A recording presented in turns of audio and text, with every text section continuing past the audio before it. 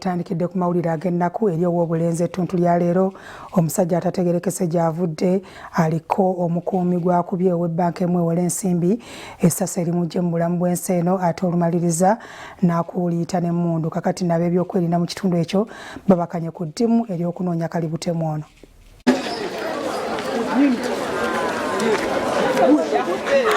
Ab'ebyokwerinda ew'obulenzi Luweero basattira Omuzigu bw'alumbye ebbanka ewala ssente n'atta omukuumi n'adduka n'emmundu. Alumbye mu budde bwa misana n'agwikiriza Odong Leon ow'emyaka 20 n'amusasira amasasi.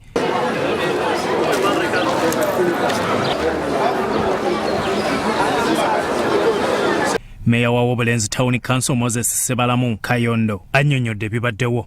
Mbadde tuli mu bulungi bwansi mu tawuni y'obulenzi mu area y'obulenzi West. Nempulira essasi erivuga naye mbadde ndowooza nti mupiira gwa mmotoka bwe gwabise ngenza okulaba nga abakazi bajja badduka nga bagamba nti omusajja wuyo ayina emmundu. Nenvaayo eky'omukisa omulungi omusajja mulabiddeko ddala naye nange olw'okuba ndi mbadde sirina kyakulwanyisa kyonna nsaza ate amagezi ate nenzirayo ate ntandika okukuba essimu era nenkubira osi Sennabulya.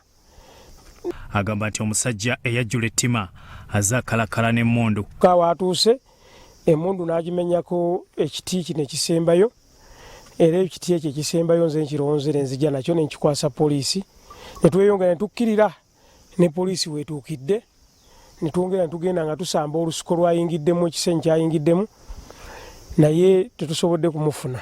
Ategeezezza nti abadde abiwulira mu bitundu birala naye bituuse wuwe.